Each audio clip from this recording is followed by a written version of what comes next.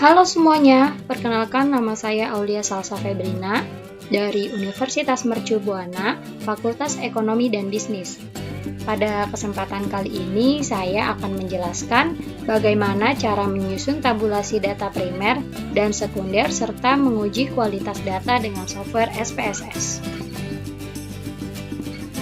Seperti yang kalian lihat pada layar, berikut ini tersedia data primer berupa kuesioner mengenai pengaruh kualitas produk kebutuhan terhadap pembelian online di e-commerce Lazada yang terdiri dari 7 pernyataan, di mana masing-masing pernyataan memiliki bobot nilai 1 sampai dengan 5, di mana 1 merupakan sangat tidak setuju, 2 tidak setuju, 3 netral, 4 setuju, dan 5 sangat setuju.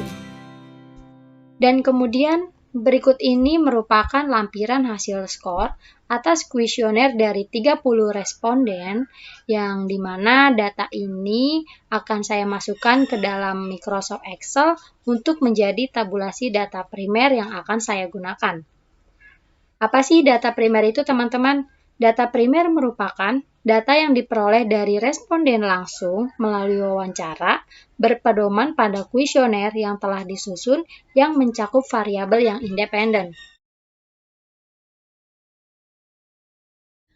Jadi langkah pertama yang harus kita lakukan adalah menyusun tabulasi data primer ini ke dalam Microsoft Excel. Caranya pertama kita buka terlebih dahulu Microsoft Excel-nya. Lalu kita pindahkan datanya dengan cara mengetik satu-satu. Kita masukkan judulnya terlebih dahulu, yaitu pengaruh kualitas produk kebutuhan terhadap pembelian online di e-commerce Lazada.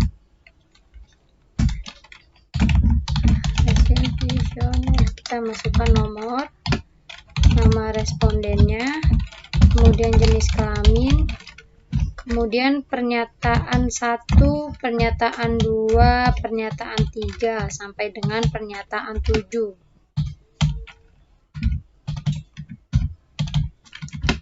Kemudian yang terakhir ada P, yaitu total skornya. Kemudian kita isi data responden ini sampai dengan 30 responden.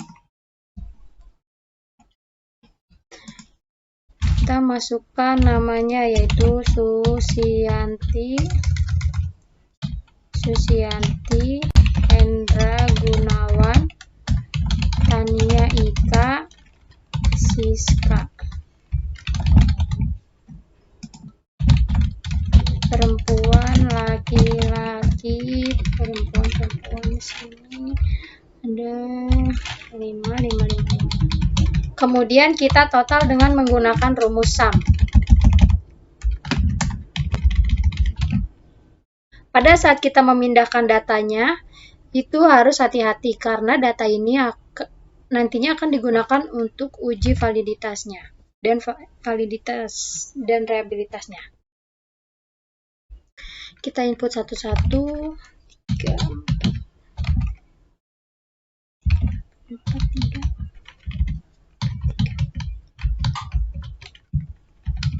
Kemudian ditotal juga. Nah, karena untuk mempersingkat waktu, jadi saya sudah membuat tabelnya terlebih dahulu.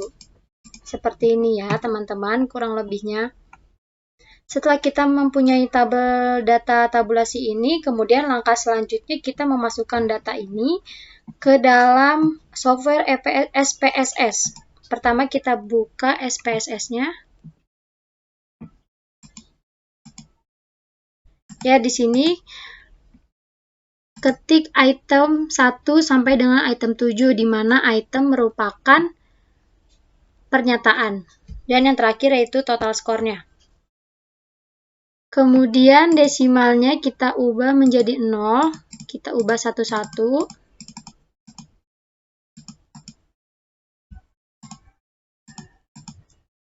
Kemudian kita ke data view.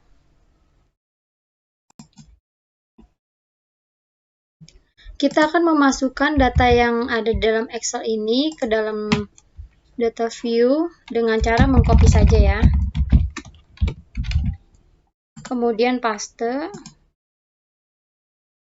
Nah, setelah muncul seperti ini, kita siap melakukan uji yang pertama, yaitu uji validitas data primer. Nah, tujuan dari uji validitas data primer ini adalah untuk mengetahui kevalidan angket yang kita buat. Apakah angket yang kita buat itu valid atau enggak sih?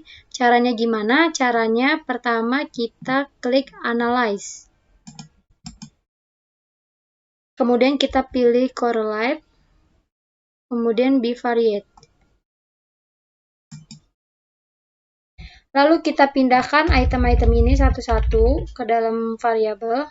Kita langsung pindahin semua aja, itu kita klik Ctrl Alt, kita pindahkan.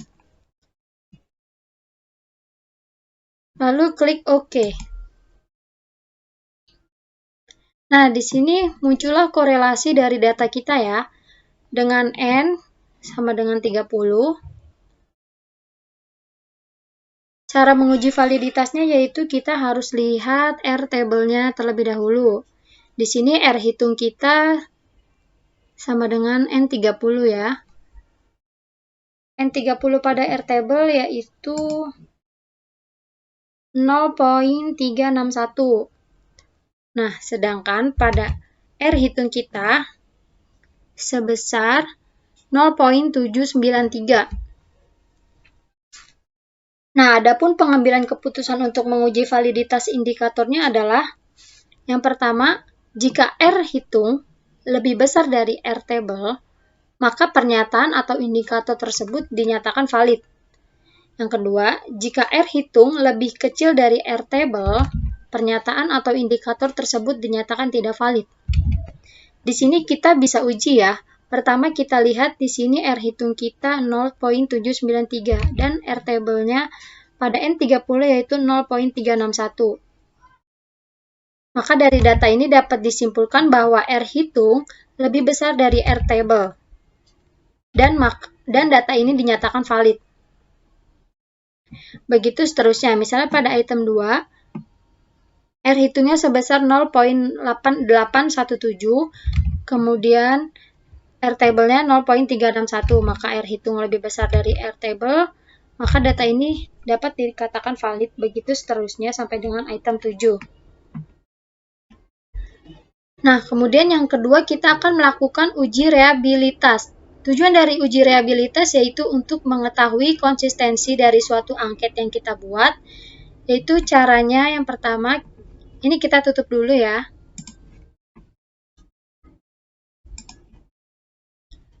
Untuk menguji reliabilitas, yang pertama caranya kita ke Analyze, kemudian Scale, kemudian kita pilih Reliability Analyze.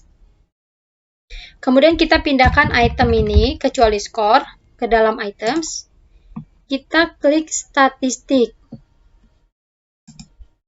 Dan kita harus centang Scale if item delete-nya. Kalau udah, klik Continue dan OK. Nah, di sini muncul nilai alpha. Nilai alpha yang bisa dijadikan perbandingan untuk uji reliabilitas ini. Nah, pada R table N30, R table-nya N30 sebesar 0.361. Dan nilai alpha-nya di sini 0.868. Jadi, di mana nilai alpha itu lebih besar dari R table, jika nilai alpha lebih besar dari R table, hal ini dapat diartikan bahwa data ini konsisten atau reliable ya.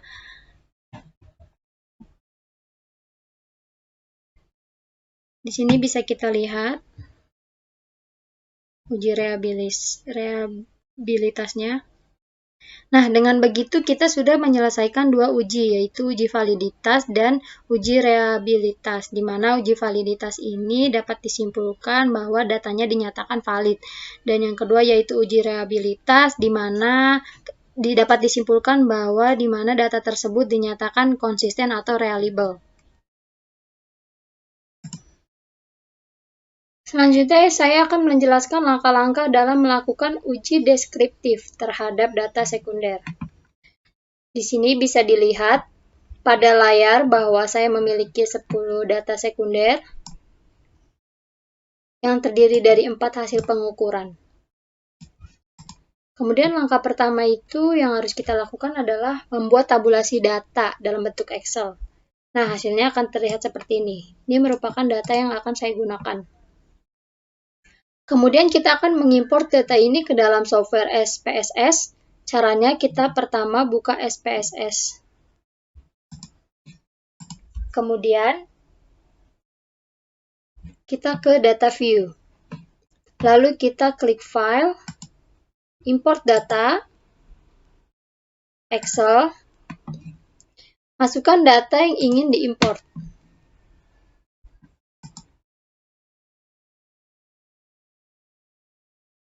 Kemudian di sini kita ubah menjadi data sekunder. Lalu kita klik OK. Maka akan muncul preview terhadap data yang kita masukkan. Lalu di data view ini kita rapikan sedikit filenya. Kemudian kita ke variable view. Nah, di sini ada no, dan siswa. Ini kita ubah menjadi string.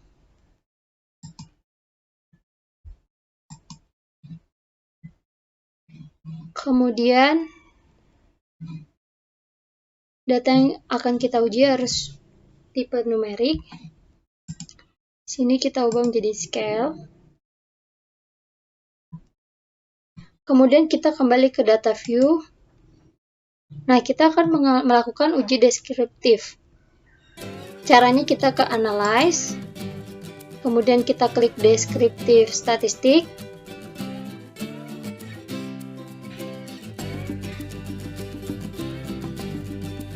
Kemudian kita klik deskriptif. Di sini kita pindahkan ke variabel. Kemudian kita klik options. Nah, di sini pastikan deviation, minimum, dan maksimumnya terchecklist ya teman-teman. Kemudian kita klik continue. Lalu klik OK. Nah, maka di sini akan muncul output deskriptifnya. Seperti ini ya teman-teman. Sekian presentasi dari saya, kurang lebihnya mohon maaf, terima kasih.